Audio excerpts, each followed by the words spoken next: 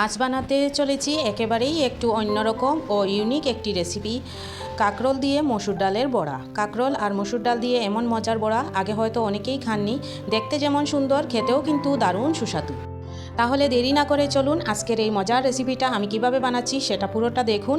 সবাই আমার সঙ্গে থাকুন, ভিডিওটা শেষ পর্যন্ত দেখুন। কেমন হয়েছে অবশ্যই কমেন্ট করে জানাবেন।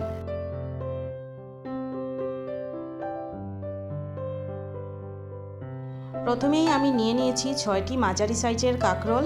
কাঁকরোল কিন্তু খুব বেশি পাকা নেবেন না, মোটামুটি একটু কচি কাঁকরোল নিলেই হবে। প্রথমে কাঁকরোলগুলো ভালো করে ধুয়ে নিয়েছি।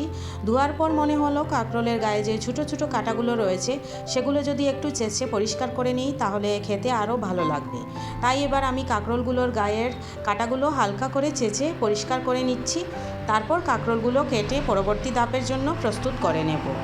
চলুন এবার দেখি এরপর কিভাবে এই কাঁকরোল দিয়ে মসুর ডালের মজাদার বড়া তৈরি করছি।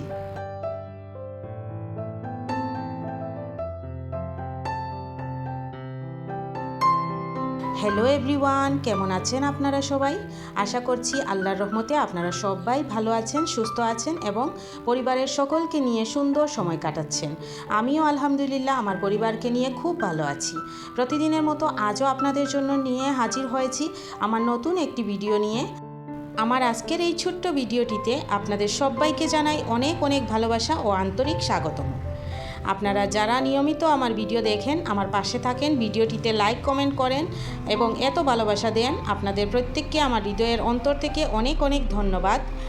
আপনাদের এই ভালোবাসা ও উৎসাহই আমাকে প্রতিবার নতুন নতুন ভিডিও তৈরি করার অনুপ্রেরণা দেয়। আর ভিডিওটি শুরু করার আগে আপনাদের কাছে ছোট্ট একটি অনুরোধ, ভিডিওটি যদি ভালো লাগে তাহলে শুরুতেই একটি লাইক করে দেবেন আর ভিডিওটি শেষ পর্যন্ত দেখে আপনাদের মতামত অবশ্যই কমেন্ট করে জানাবেন। এবার কাঁকরোলগুলোকে আমি সুন্দর করে অর্ধেক করে কেটে নিয়েছি। কাঁকরোলগুলো কাটার পর ভেতরের অংশটা একবার ভালো করে দেখে নিয়েছি যাতে কোনো কিছু থাকলে পরিষ্কার করে নেওয়া যায়। এরপর কাটা কাঁকরোলগুলোকে আমি আবারও পরিষ্কার জল দিয়ে ভালো করে ধুয়ে নেব। এখন একটা পাত্রে জল নিয়ে কাঁকরোলগুলো দিয়ে দিচ্ছি। হাত দিয়ে একটু কচলে কচলে ভালোভাবে ধুয়ে নিয়েছি। এভাবে ভালো করে ধুয়ে নেওয়ার পর কাঁকরোলগুলো জল ঝরিয়ে একটা পরিষ্কার প্লেটে তুলে নিচ্ছি। কাঁকরোলের প্রস্তুতি কিন্তু প্রায় শেষ হয়ে গেল। এবার চলুন দেখি পরের ধাপে এই কাঁকরোল দিয়ে কিভাবে মসুর ডালের বড়া তৈরি করি।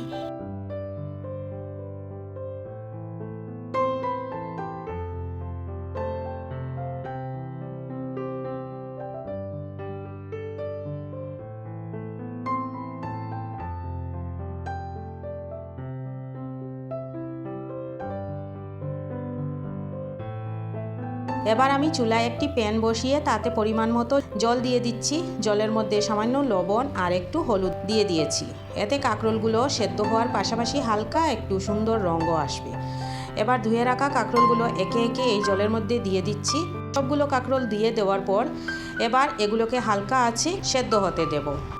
তবে একটা কথা অবশ্যই মনে রাখবেন, কাঁকরোল বেশি সেদ্ধ করার দরকার নেই। কাঁকরোল এমনিতেই বেশ নরম সবজি, তাই প্রায় 5 মিনিটের মতো হালকা সেদ্ধ করলেই হবে। বেশি সেদ্ধ করে ফেললে কিন্তু কাঁকরোল একেবারে গলে যেতে পারে।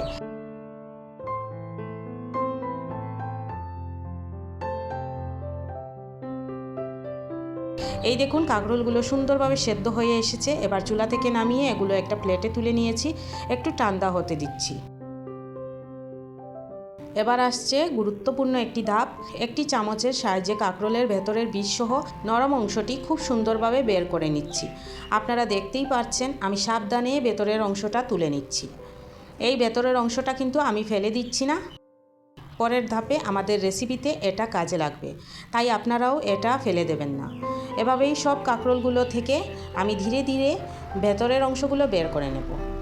তারপর এগুলো দিয়েই আমি আমাদের আজকের মজার কাঁকরোল দিয়ে মসুর ডালের বড়া তৈরির পরের ধাপ শুরু হবে।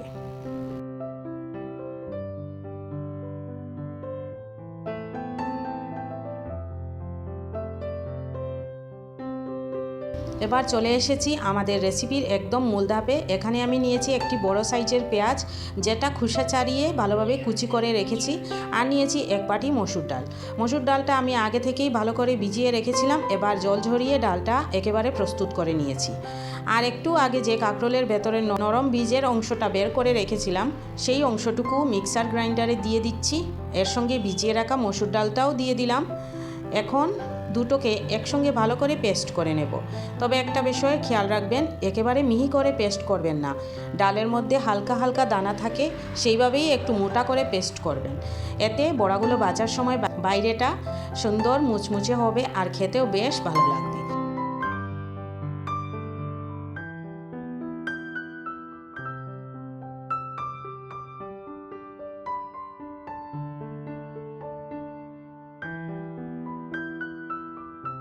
এই দেখুন আমার পেস্টটা তৈরি হয়ে গেছে, আপনারা দেখতে পাচ্ছেন।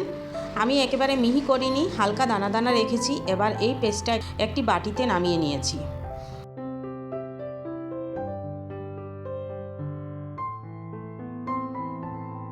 এরপর এর মধ্যে দিয়ে দিচ্ছি আগে থেকে কুচি করে রাখা পেঁয়াজ। তারপর একে একে দিয়ে দিলাম হলুদ, লঙ্কার গুঁড়ো, জিরের গুঁড়ো, ধনে গুঁড়ো আর সামান্য গরম মশলা পাউডার। এরপর স্বাদটা আরও একটু বাড়ানোর জন্য দিয়ে দিয়েছি সামান্য চাট মশলা। আর যেহেতু আমার ঘরে চালের গুঁড়ো শেষ হয়ে গিয়েছিল, তাই তার পরিবর্তে সামান্য বেকিং পাউডার দিলাম। সঙ্গে স্বাদমতো নুন দিয়ে সব কিছু ভালোভাবে মেখে নিয়েছি।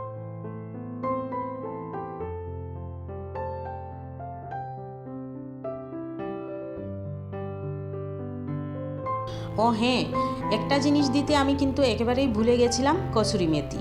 তাই এখন কসুরি মেথিটাও সামান্য দিয়ে দিলাম।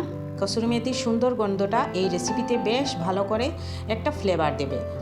এরপর সব উপকরণ একসঙ্গে হাত দিয়ে খুব ভালোভাবে মেখে নিয়েছি। এই দেখুন আমার কাঁকরোলের বীজ আর মসুর ডালের মজাদার পুর একেবারে তৈরি। এখন এই পুরটা আমি আগে থেকে সেদ্ধ করে রাখা কাঁকরোলের মধ্যে ভরে নেব। খুব সাবধানে পুর নিয়ে কাঁকরোলের ভেতরে সুন্দর করে ভরে দিচ্ছি। এইভাবে একে একে সবগুলো কাঁকরোলের মধ্যে পুর ভরে নিলাম। পুর ভরা হয়ে গেলে এবার চলে যাব আমার রেসিপির সবচেয়ে মজার ধাপে, গরম তেলে কাঁকরোলগুলো সুন্দর করে ভেজে নেওয়া।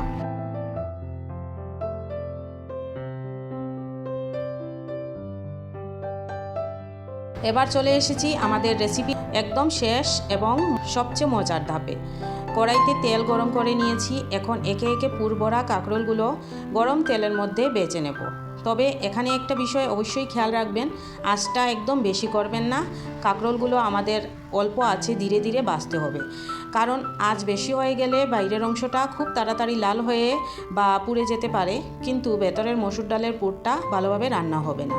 তাই আমি আঁচটা কমিয়ে দিয়ে একে একে কাঁকরোলগুলো তেলের মধ্যে দিয়ে দিচ্ছি। এবার ধীরে ধীরে এগুলোকে এপিট ওপিট করে সুন্দরভাবে ভেজে নিচ্ছি। এই দেখুন তেলের মধ্যে এক এক করে কাঁকরোলগুলো উল্টে দিচ্ছি। আপনারা দেখতে পাচ্ছেন কি সুন্দর একটা গোল্ডেন কালার চলে এসেছে। বাইরে থেকে বেশ মচমচে দেখাচ্ছে, আর ভেতরের মসুর ডালের পুরটাও সুন্দরভাবে রান্না হয়ে গেছে। এইভাবে সব কাঁকরোলগুলো ধীরে ধীরে ভেজে নিচ্ছি।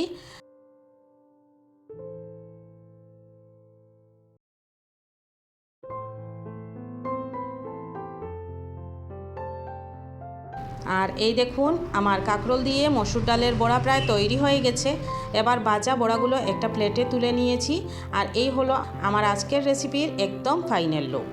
আপনারা নিজেরাই দেখতে পাচ্ছেন কাঁকরোলের মধ্যে মসুর ডালের পুর দিয়ে বড়াগুলো কত সুন্দর হয়েছে। বাইরে থেকে একদম সুন্দর ও মচমচে হয়েছে, খেতেও কিন্তু সত্যি দারুণ সুস্বাদু হয়েছে।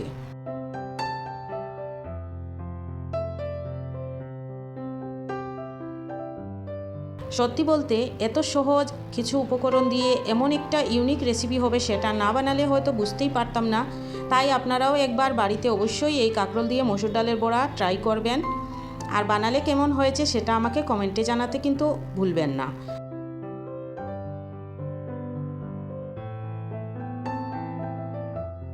তো বন্ধুরা, আজকের মতো এখানেই শেষ করছি। আমার আজকের এই নতুন রেসিপিটি আপনাদের কেমন লাগলো কমেন্টে অবশ্যই জানাবেন।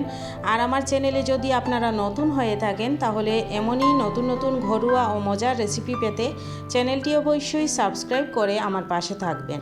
আপনাদের একটি লাইক, একটি কমেন্ট এবং একটি সাবস্ক্রাইব আমাকে আরও নতুন নতুন রেসিপি নিয়ে আসার উৎসাহ দেয়। তাহলে আজকের মতো বিদায় নিচ্ছি। সবাই ভালো থাকবেন, সুস্থ থাকবেন ও পরিবারের সবাইকে নিয়ে আনন্দ থাকবেন। আল্লাহ হাফেজ। ধন্যবাদ সবাইকে।